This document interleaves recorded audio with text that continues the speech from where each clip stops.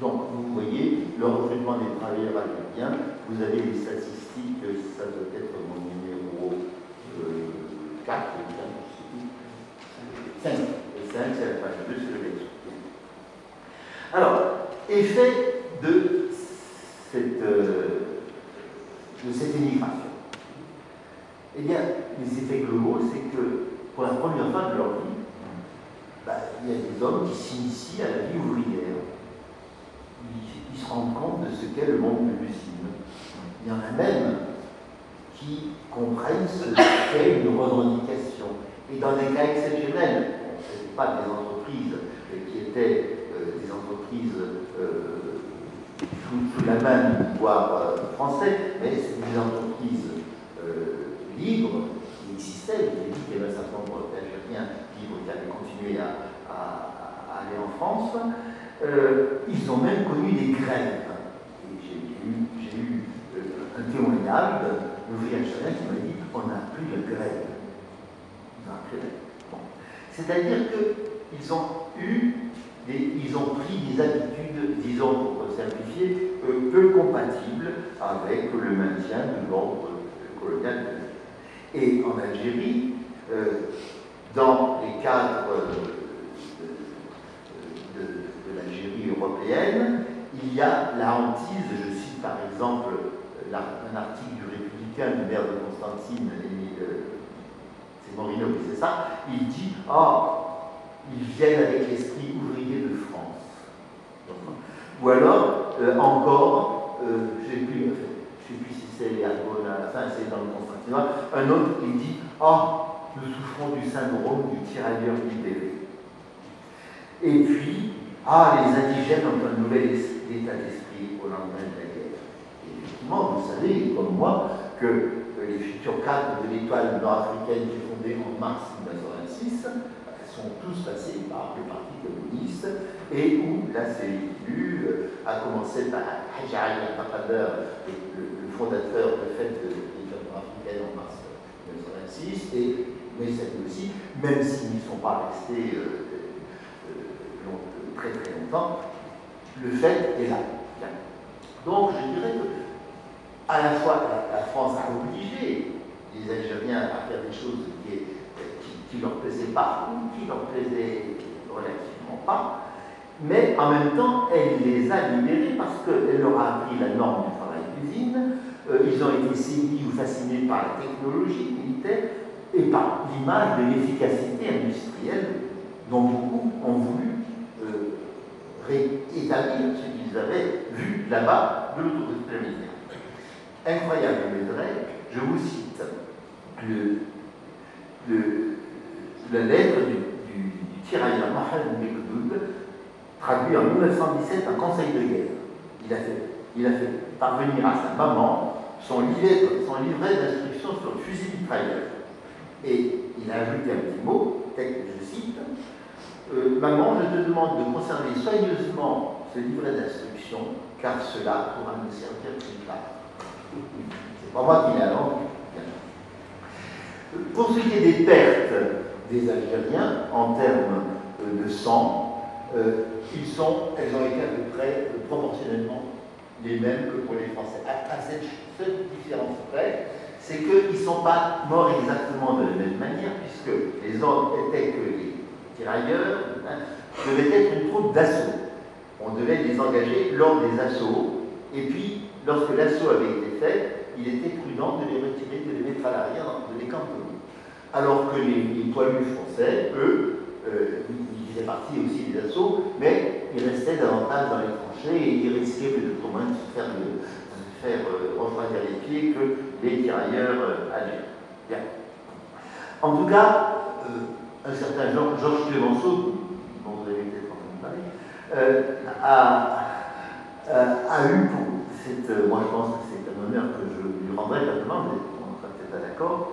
Il a tenu à ce que les pensions d'invalidité des tirailleurs d'Espagne, des Algériens et des Français soient égales. Et il y a eu des protestations, il y a eu une délégation des Morino, etc., de tous les grands noms de l'Algérie coloniale, ils sont venus protester comment on ne peut pas donner des dimensions humaines. Et là, je n'ai pas vu ça dans les documents, c'est uniquement des témoignages oraux de gens âgés qui ont connu la période, mais je l'ai entendu plusieurs fois, alors je vous le livre, mais ce n'est pas une certitude. Clémenceau n'aurait rien dit en écoutant les Morino et compagnie, il les aurait écoutés comme ça, et puis quand ils ont fini leur discours, il a ouvert la porte, il leur a montré la sortie, et il leur aurait dit, messieurs, je vous en prie, vous voyez, voilà. Alors, en France, je dirais que l'image de ceux qu'on n'appelait pas les Algériens, on les appelait les Turcos. Les Turcos, ils ressemblaient aux Turcs, les tirailleurs, pas les ouvriers, a été plutôt sympathique. Même s'il y a eu des stéréotypes, l'Algérien, c'est un guerrier essentiel, c'est un magnifique guerrier. Enfin, il faut faire attention à ces débordements extra-guerriers, on ne sait jamais ce qu'ils font avec les femmes, vous voyez, les dangereux chevaliers, etc. Donc, il y a eu des stéréotypes dévalorisants qui ont existé, mais vous avez, et c'est comme ça en histoire, c'est ce qu'on appelle la dialectique, vous avez eu en même temps l'inverse, c'est tout et son contraire. Maintenant, ce qui m'a frappé, moi, c'est que ces Algériens qui ont connu la France, donc au pays, 250 000, avant la guerre, l'école française, c'était 5% d'enfants algériens, presque tous masculins, qui étaient scolarisés. Bon. Et bien dans les régions de l'Acadie surtout, où ils étaient scolarisés, il est arrivé à plusieurs reprises, je l'ai constaté dans les cas qu'on doit venir chercher les enfants dans leur famille parce que la maman ne voulait pas qu'ils aillent à l'école française. On allait les chercher. Eh bien, au lendemain de la guerre, retournement de la situation. Il y a eu des manifestations dans les rues d'Algériens. Nous voulons des écoles, nous voulons des écoles. Il y en a eu à chercher, il y en a eu à Bida, c'est-à-dire que l'école française a gagné des parties. Or, les écoles françaises, alors que avant la guerre c'était très différent, elles refusent du monde après la guerre de 14 ans. Puisque en 1939, le pourcentage des enfants algériens scolarisés n'atteint pas 15%. Vous voyez? Donc, si on avait laissé entendre les avis de ces enfants et de leurs parents, ils auraient été beaucoup plus nombreux. Mais en même temps, là aussi, l'histoire est dialectique.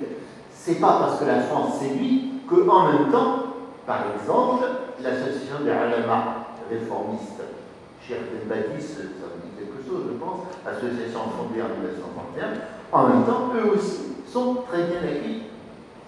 Parce que, et puis le Cheikh Ben Badis, c'était pas non plus un djihadiste comme ça. Moi j'ai lu le djihad, je sais à peu près ce qu'il en dit. Quelque chose qui m'avait beaucoup ému. J'ai encore un peu.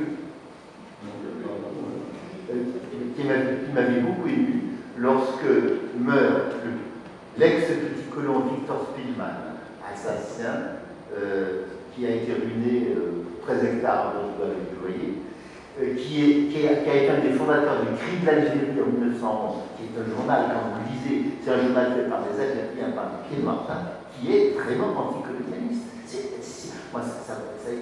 C'était sidérant pour moi de lire ça.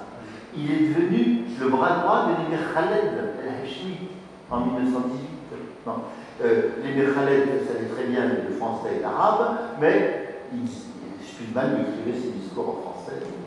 Et lorsque l'émir Khaled a été obligé de partir, puisqu'il a été renvoyé vers la tombe de son grand-père à Damas, Spillman a essayé d'organiser partout des manifestants pour empêcher, pour qu'on fasse revenir l'émir Khaled. Il est revenu un petit moment au moment du cartel de gauche en 1924, mais on l'a renvoyé assez vite. Et ça ne s'invente pas. Ce Victor Spillman, un colon, un pied noir, assassin, qui a créé des éditions du Trait d'Union. Vous voyez? Et ça vous dit peut-être quelque chose, des Traits d'Union. Un certain Farhat Abbas a publié son premier livre aux éditions du Trait d'Union. Et lorsque Victor Spillman est mort en 1938, il était pauvre, c'était pas une maison d'édition, c'était pas Flammarion, c'était pas la Rousse, vous voyez. Eh bien, le Cheikh Ben Badis y consacre dans Al-Shihab un article, une nécrologie, il dit avec lui, l'Algérie perd son Malak Hares, son ange gardien. Ben Baptiste est mort de l'enfant. Excusez-moi, c'est quelque chose moi, qui m'avait frappé, qui m'avait beaucoup ému à l'époque.